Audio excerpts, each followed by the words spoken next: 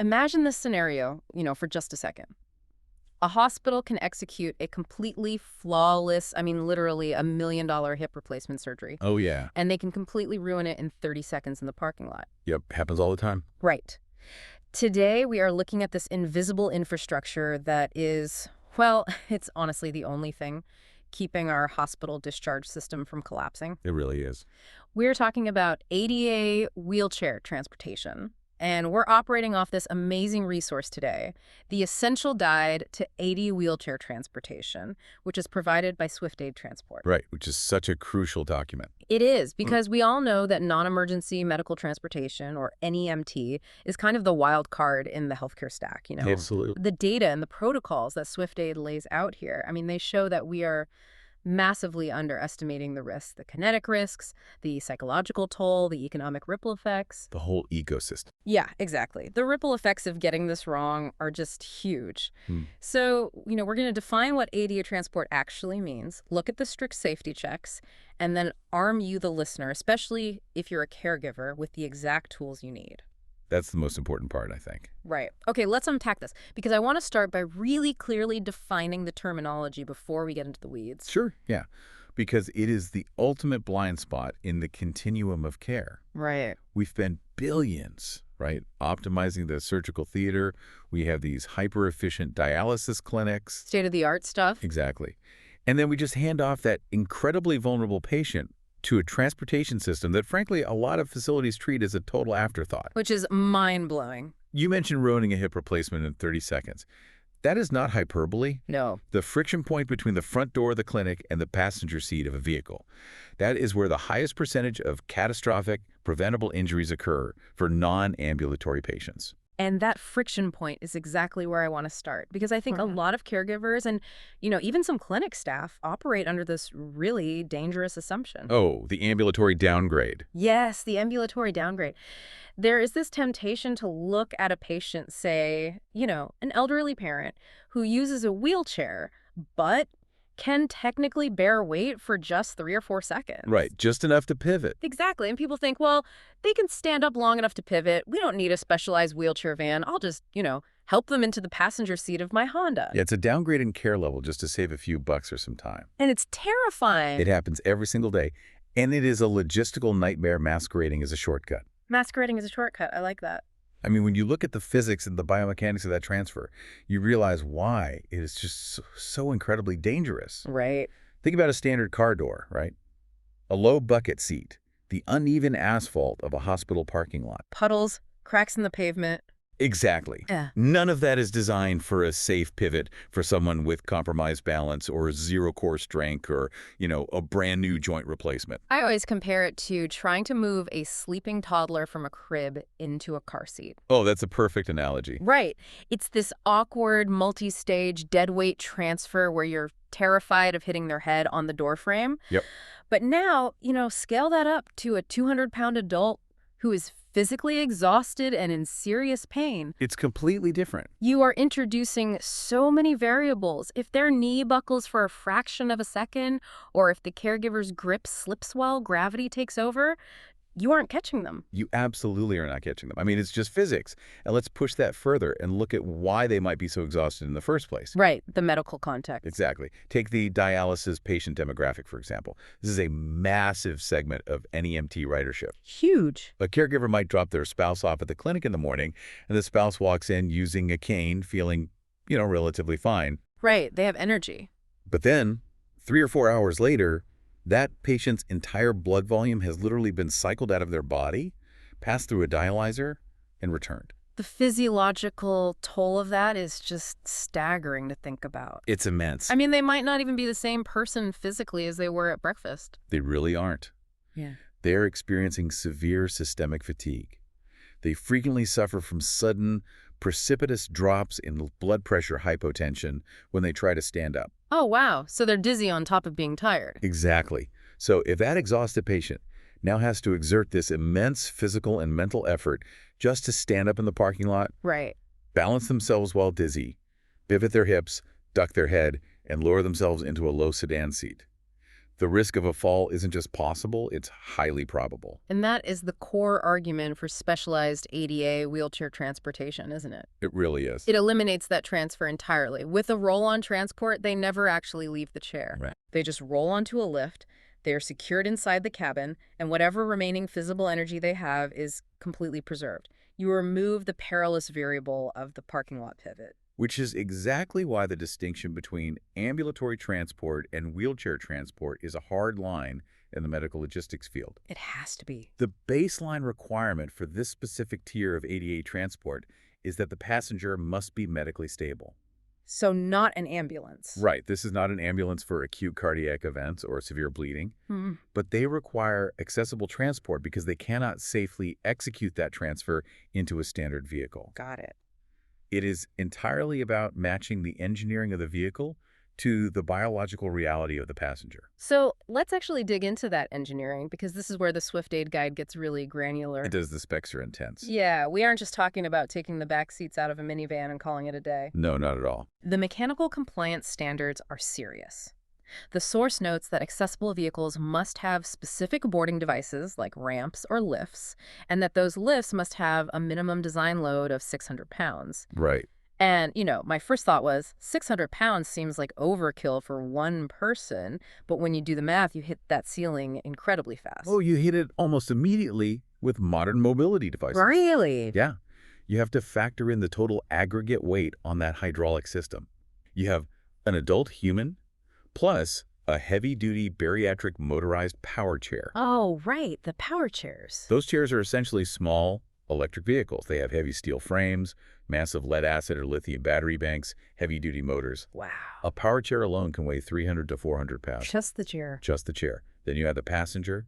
Then you might be adding attached medical equipment like a heavy oxygen concentrator. So when that lift deploys, the hydraulic pump and the suspension of the van's rear axle are taking like half a ton of asymmetrical weight. Exactly. And if a company is using non-compliant, retrofitted vehicles with cheap lifts, you will hear that hydraulic pump whining and struggling. Oh, I've heard that sound. The platform might even tilt. And that is a terrifying experience for the person sitting on it. I can't even imagine. The ADA National Network specs require that 600-pound minimum, along with a platform that accommodates a chair measuring at least 30 inches by 48 inches, specifically to prevent that kind of mechanical failure. Okay, here is where it gets really interesting for me. I want to focus on the physics of what happens once that heavy chair is actually inside the van. This is the most crucial part. Because this is the part of the guide that really changed my perspective. I think most people assume that once the wheelchair is in the van and the brakes are locked, you're good to go. That's a huge misconception. Right. But the driver has to execute this mandatory 6-point safety check. And the difference between securing the equipment and securing the human is, well, it's the whole ballgame. It really is the most critical distinction in NEMT. The physical dynamics of a ride are completely different for a wheelchair passenger. How so? Well, when you and I sit in a standard car seat, we are structurally integrated into the vehicle's safety system. Right, our feet are on the floor. Exactly. Our feet are flat on the floorboard, allowing us to brace. Our backs are against a contoured seat. We have side bolsters holding our torso. Yeah. When the car takes a sharp right turn, we intuitively brace our core against those solid anchor points. We totally take that standard bracing for granted, but a wheelchair user doesn't have any of that, do they? Not at all. A wheelchair is engineered for flat, low-speed, predictable environments. Like a living room? Living rooms, grocery store aisles, sidewalks. It is fundamentally not designed to absorb the lateral g-forces of a heavy van taking a turn at 20 miles per hour. Oh, wow. Or the vertical kinetic shock of hitting a pothole at 40 miles per hour. Because they lack that standard bracing, the passenger is highly sensitive to sudden kinetic shifts. So it's like sitting on a rolling office chair in the back of a moving U-Haul truck. That's a terrifying visual, but yes, exactly. Even a turn that feels totally normal to the driver up in the front seat can feel like being violently thrown sideways to the person in the back. Exactly. Which brings us to the securement protocols. Let's break down these 6 checks from the guide. Let's do it. Step 1 is positioning the chair in the securement area. Step 2 is locking the brakes. Step 3 is the 4-point tie-down. Right. And the 4-point tie-down system is fascinating engineering. How does it work? The driver has to anchor 4 separate heavy-duty retractors from the floor tracks of the van directly to the solid structural frame of the wheelchair. Never to the wheels. Never to removable parts like armrests or wheels. Never. The goal is to create zero tolerance.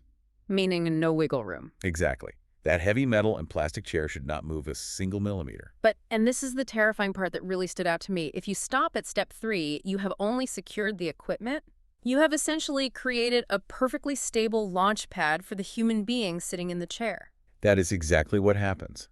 If the van has to slam on the brakes to avoid hitting a dog in the street, the kinetic energy of that sudden stop transfers through the vehicle. Right.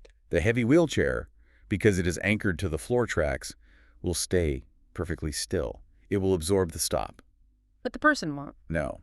The human body sitting in the chair has its own forward momentum.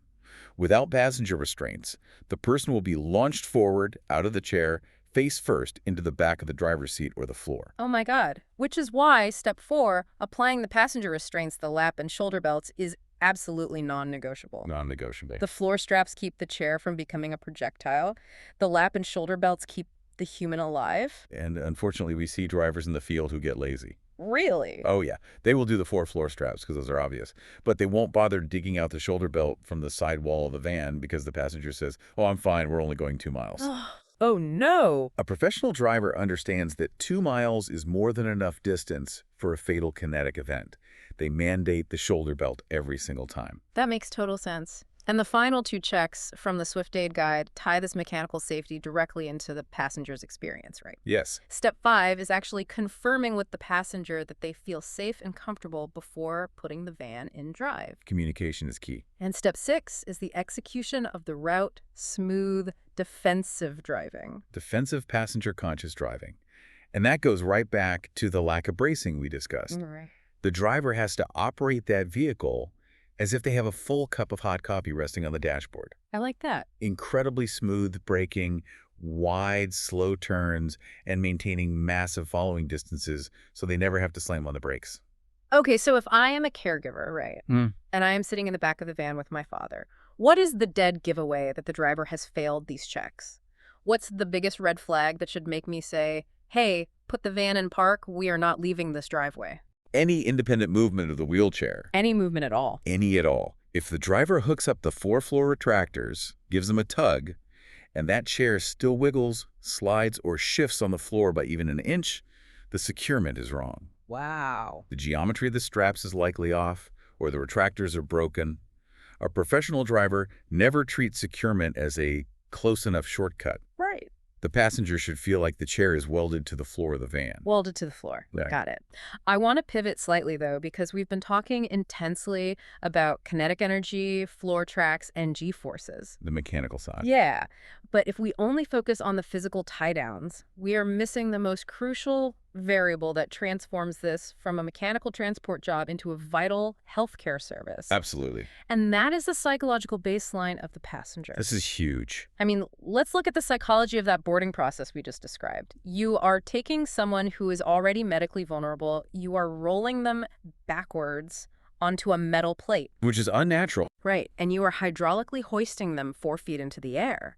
If the driver is rushing or annoyed or jerky with the controls, the passenger's heart rate is spiking to 150 beats per minute before they even get inside the van. You have completely ruined their psychological baseline before they even see their doctor. Exactly. The physical tie-down is almost useless if we've induced a state of panic or extreme stress. Yeah. Relying on someone else for your basic mobility creates a deep inherent vulnerability. It's so true. You are surrendering physical control of your body to a total stranger with a hydraulic lift. It is a massive transfer of trust. And how the driver manages that trust dictates the entire medical outcome of the day. Really, the whole day. Think about it. If a driver sighs loudly when they see a steep driveway, if they constantly look at their watch while deploying the lift, Ugh, that's the worst. or if they roll their eyes when a floor strap gets tangled, they're sending a very clear, devastating message to the passenger. They're saying, you are a burden. Exactly. You are a burden. It turns a straightforward medical necessity into a completely degrading ordeal. And that is why the human element, dignity, respect, privacy, is codified right alongside the physical safety checks in the SwiftAid guide. It's not just an add-on. Right. Driver training isn't just about knowing which button lowers the ramp. It includes strict, mandatory rules for courtesy. The rules of respect are fascinating because they are so simple, yet they are so frequently ignored in the broader culture. Like what? The guide explicitly instructs drivers to speak directly to the passenger, to ask permission before physically assisting or grabbing the handles of the wheelchair, to never rush the process, and to respect their independence. I really want to camp out on that first rule for a minute, speaking directly to the passenger, because I call this the restaurant waiter phenomenon. Ah, yes, I know exactly what you mean. Have you ever been out to dinner with someone who uses a wheelchair, and the waiter walks up, looks directly at you, the able-bodied person, and asks, what does he want to eat? It is incredibly prevalent, and it's so demeaning. It's infuriating. The assumption seems to be that a physical mobility challenge somehow equates to a cognitive deficit or a loss of agency. Right. I mean, the person in the wheelchair hasn't lost their hearing or their ability to speak.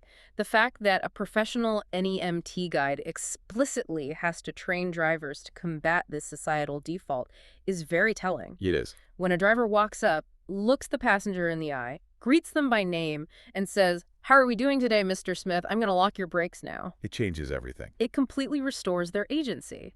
It establishes that the person in the chair is the client, not a piece of cargo being managed by the caregiver. It establishes a foundation of profound respect. And in the medical transport field, that respect extends directly into the realm of privacy and confidentiality. Which is so important. We have to remember that NEMT drivers are operating in this weird gray area between the public street and the private healthcare facility. Right. They naturally acquire highly sensitive, protected health information just by doing their route. Because they know exactly where the passenger is going. They know if the drop-off is at an oncology ward for chemotherapy, a dialysis center, a methadone clinic, or a behavioral health facility. Wow. Yeah. They observe the passenger's physical deterioration over time if it's a recurring ride. They overhear intimate, stressful conversations between the passenger and their caregiver in the back of the van. That's a lot of exposure. They have a front row seat to some of the most private struggles a family will ever endure. Which means the transport vehicle is essentially a temporary extension of the hospital room. Precisely. You expect high-pay level discretion from the phlebotomist drawing your blood. You should expect the absolute same level of confidentiality from the person driving the van. Absolutely. A professional driver must handle this with absolute discretion. They cannot talk about a passenger's destination or condition with other passengers or out in the community. Privacy is the mechanism that builds trust. When a passenger knows their dignity and their medical reality are safe with this driver, their nervous system can actually downregulate. They can finally relax. Yes. I mean, I've actually had some terrible rideshare experiences, right? Where the driver is loudly arguing on their phone, slamming on the brakes, the car is a mess, and I get out feeling totally stressed out just going to a coffee shop. We've all been there. Now, contrast that mild annoyance with what NEMT should be. If a specialized transport van pulls up late, the driver silently grabs the chair without asking, haphazardly throws the straps on, and then blasts sports talk radio for 45 minutes. It's a nightmare for the patient. That passenger arrives at their cardiologist appointment physically tense, marginalized, and completely stressed. Their blood pressure reading at the clinic is going to be artificially high, just from the trauma of the ride. It alters their medical data. But if we look at the ideal scenario, the driver arrives 10 minutes early. Nice. They introduce themselves, they narrate the boarding process. Yeah. You know, I'm rolling you onto the lift now, you'll feel a small bump at the bottom. Managing expectations. Exactly. They apply the 4-point tie-down and the shoulder belt, and then they ask, is that tension comfortable on your shoulder? Do you feel secure? Right. They keep the cabin quiet, they drive defensively. That passenger arrives at the clinic, calm, collected, and ready to actually participate in their healthcare. It literally changes the medical outcome before they even cross the threshold of the clinic. It really does. And this is where the conversation, it scales up. Because that single, respectful, safe van ride doesn't just benefit the individual patient. No, it has massive implications. If we zoom out and look at the macroeconomics of healthcare, this exact service is the invisible glue holding the entire medical facility schedule together. The facility equation is where NEMT goes from being a helpful service to a critical operational dependency. So hospitals actually care about this deeply. Oh, hospitals, inpatient rehab centers, and outpatient clinics monitor their transportation logistics obsessively. It is not an afterthought at the administrative level. It is a major factor in their appointment completion rates, their staff overhead, their patient satisfaction metrics, and their liability exposure. Let's dig into the economics of the hospital discharge bottleneck, because I think most people completely misunderstand where the friction lies in a hospital. Yeah, they do. We think the bottleneck is the operating room or the emergency room, but the source material points heavily to transport coordination. Walk me through the cascading failure of a bad discharge. Okay, so the bottleneck is almost always at the exit door. The exit door. Yes. Let's look at a post-operative orthopedic ward. You have a patient who had a knee replacement 3 days ago. They have crushed their physical therapy. They are medically cleared by the attending physician. The discharge paperwork is signed, and their bags are packed. Ready to go. They're ready to go home. All they are waiting for is their ADA wheelchair transport van to pull up to the discharge bay.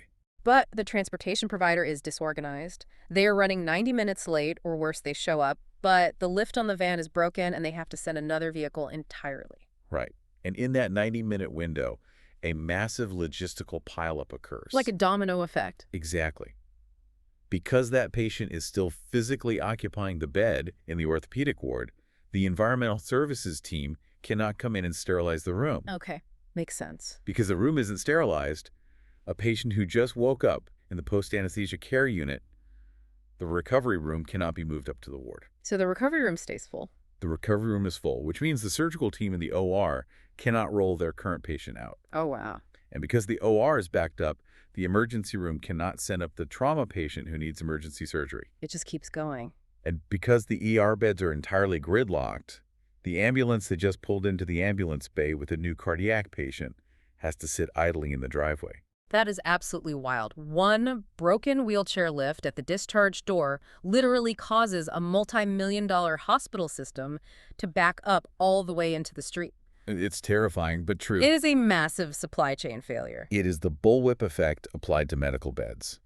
And the cost to the hospital is astronomical. I bet. Not just in delayed procedures, but in nursing hours spent sitting with a discharged patient who is anxious and frustrated. That is why facilities are desperate to partner with NEMT providers who have dependable arrival times, rigorous maintenance schedules so lifts don't break, and incredibly clear communication protocols. It also speaks to the concept of the continuum of care, doesn't it? The hospital's job isn't done when the doctor signs the paperwork. No, not at all. The medical care does not end until that patient is safely transferred across the threshold of their own home. If the transport provider fumbles that final step, the entire multi-million-dollar intervention is jeopardized. We see the exact same economic and logistical pressure in outpatient settings, particularly dialysis clinics. Right, back to dialysis. As we touched on earlier, dialysis clinics run on incredibly tight, staggered schedules. They have a fixed number of extremely expensive machines and a high volume of patients whose survival depends on getting hooked up to those machines for exact specific intervals. They run those chairs like an assembly line. They have to. So if a patient finishes their 3-hour treatment, but their ride home is 45 minutes late, that exhausted patient is sitting in the lobby. Waiting. They are occupying space, they might need monitoring if they feel faint, Right. and they are consuming staff resources. But the secondary effect is even worse. Oh, much worse. Because the van that is late to pick them up is also late to pick up the next patient who is waiting at home to come to the clinic. Exactly, and that is where the schedule just shatters. The next patient misses their start window. Their life-saving treatment is delayed, the clinic staff has to stay late, overtime costs accrue, and the entire ecosystem of that clinic is thrown into chaos. Wow. It all hinges on the reliability of the transport provider. Okay, so we've covered the federal laws, the intense engineering of the lifts, the kinetic physics of the tie-downs, the psychological impact of driver empathy, and the massive logistical vulnerabilities of hospital discharges. It's a lot to take in. It is a mountain of systemic information. But I want to pivot to the listener right now. Because if you are acting as a caregiver for a parent, a spouse, or a disabled child, how do you operationalize this? Right, how do you use it? Exactly. How do you take this deep dive and use it to aggressively protect your loved one? This is where we transition from understanding the system to actually navigating the system. We are talking about caregiver empowerment. Yes. And the absolute first rule of advocacy is understanding how to correctly interrogate and vet a transportation company before you ever book a ride. Interrogate. I like that word. You have to. You cannot just call a dispatcher and say, I need a wheelchair van for my mom on Tuesday. Right, because as we've established, not all wheelchairs are created equal and not all vans have the same physics. You have to match the specific granular needs of the passenger to the exact level of service. You have to communicate the mechanical reality of the equipment. Give me an example. Okay, so is it a standard manual folding chair or is it a bariatric power scooter? Because if you fail to communicate that it's a 350-pound power scooter and you just say wheelchair, you are setting up a disaster. Let's run through that disaster scenario because it highlights exactly why communication is the caregiver's responsibility too. Sure. Say you book the ride, the dispatcher assumes it's a standard manual chair, and they send a van equipped with an older lift that's only rated for 400 pounds. The van arrives. The driver looks at the 350-pound power scooter, looks at the 200-pound passenger, and realizes they're looking at 550 pounds of mass for a 400-pound lift. Oh, boy. They now have to make a terrible choice. A reckless driver might just try it, risking a catastrophic hydraulic failure where the lift collapses with the passenger suspended in midair. That's terrible. A professional driver, though, will refuse the transport outright because it violates safety parameters. Which means the ride is canceled on the spot, the crucial medical appointment is missed, and the family is left completely stranded. Yep. And all because the caregiver didn't specify the equipment weight class. It is entirely preventable. You must tell the provider the type of chair. You must tell them if the patient can execute a transfer or if they must remain seated. Right. You must give them the environmental intelligence of the pickup location, too. Like what? Are there stairs? Is it a steep gravel driveway? Is there an overhang that might block a high-roof fan from pulling up close? And will a caregiver be riding along to manage medical needs? The SwiftAid guide provides a phenomenal checklist of questions that caregivers should use to, like you said, interrogate a new provider. The great tool. And I use the word interrogate intentionally. You are interviewing them for the safety of your family. Exactly. Let's break down the most critical questions. First, do your vehicles have ramps or lifts? That establishes their basic ADA compliance. Right. Second, are your drivers specifically trained in wheelchair securement? And pay attention to the phrasing of that question, right? You are not asking, do your vans have floor straps? Ah, good point. You are asking, are your drivers trained? A 4-point retractor system is completely useless if the driver doesn't know the proper geometric angles to attach them to the wheelchair frame. So true. You are vetting the human expertise, not just the hardware. Third question. Do you accommodate power wheelchairs and heavy scooters? That eliminates the weight limit disaster we just talked about. Vital to ask. Fourth, how do you communicate delays? I think this one is huge for managing the psychological stress of the caregiver. It is a massive indicator of their operational infrastructure. If you ask how they handle delays and the dispatcher says, oh, the driver will try to call you, that is a huge red flag. Because it's not a real system. Exactly. It means they fly by the seat of their pants. You want a provider who says we have automated text alerts, GPS tracking, and our central dispatch will call you if a driver is more than 10 minutes behind schedule. You want a system, not a promise. Well said. Fifth question. Can a caregiver ride along? Because sometimes the patient has cognitive challenges like dementia and needs a familiar face, or they need someone to manage oxygen flows. Very common. And the sixth question, which I find incredibly revealing, how do you handle complaints? Yes, this one is key. Why is asking about their grievance process such a powerful vetting tool before anything has even gone wrong? Because it is a stress test of their corporate culture. Caregivers carry this immense, crushing emotional weight. They are constantly advocating, constantly worrying about the next shoe dropping. It's exhausting. It is. When you ask, how do you handle complaints? You are shifting the dynamic. You are taking control. If the company gets defensive or tries to brush it off by saying, oh, we provide great service, we don't really get complaints, you hang up the phone immediately. They're hiding something, or they have zero accountability. Exactly. But if they say, we take that very seriously, we have a dedicated quality assurance manager. All of our vehicles have internal cameras. And if you report a securement issue or a rude driver, we pull the tape, review the incident, and report back to you within 24 hours. Wow, that's specific. That is the answer you want. It shows a culture of transparency and accountability. They welcome the scrutiny because they actually trust their training. That is so empowering, and I want to give some direct, actionable advice to you, the caregiver listening to this right now. Please do. Once you've vetted the company, once you've booked the ride and that van pulls into your driveway, you are the ultimate quality control inspector. Yes, you are. Do not be intimidated by the driver. Do not be afraid of being labeled a difficult customer or a Karen. Forget about that. If you are riding in the back with your spouse and that van takes a corner out of your neighborhood and the wheelchair shifts or slides at all, you have the absolute right and the duty to tell the driver to pull over immediately. You must interrupt the service. You do not accept securement as a shortcut or say, oh, we'll be fine, it's a short trip. Never. If you see any of the red flags we've discussed today, if the driver looks confused by the retractor straps, if they try to skip the shoulder belt, if the van is filthy, or if they talk over the patient and show zero concern for their dignity, you advocate loudly. You have to speak up. You are the final fail-safe check in the system. It is so comforting to know that there are standards, right? That there is a physics-based methodology to this, and that families don't just have to roll the dice and pray they get a good driver. It removes the guesswork. As we start to pull all these threads together, let's just look at the massive journey we've been on. We started by defining the true kinetic danger of the ambulatory downgrade, proving why AD wheelchair transportation is a completely different, specialized medical necessity. Right. We broke down the intense engineering of 600-pound lifts and the absolute necessity of the 6-point safety checks, highlighting the terrifying difference between tying down the chair and restraining the human being. The projectile risk. Exactly. Then we explored how the driver's empathy, their eye contact, and their high-pay level discretion dictate the psychological baseline of the patient.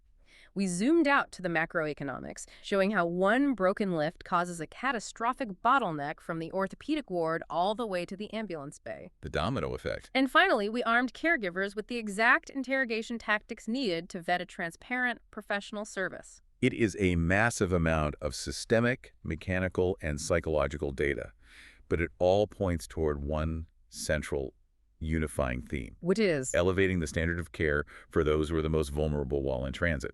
And I actually want to leave the listener with a broader concept to mull over. Oh, I love these. Let's hear it. We have spent this entire deep dive analyzing how specialized transportation accommodates those with severe mobility challenges. We've talked about it as a separate niche system. Right. There's a concept in architecture and urban planning called universal design. I love universal design. The classic example is the curb cut, right? The little ramp at the crosswalk. Yes. It was originally demanded by wheelchair users in the 1970s, but it ended up benefiting people pushing strollers, travelers rolling suitcases, and kids on bicycles. Designing for the margins improves the center. Exactly. Designing for the margins improves the center. And that same principle applies to transportation logistics. How so? When we optimize our transit systems for the most vulnerable among us, when we insist on the smoothest possible braking, crystal clear communication from dispatchers, rigorous mechanical safety checks, and absolute unwavering dignity for the passenger, we actually raise the baseline standard of care for everyone. That makes perfect sense.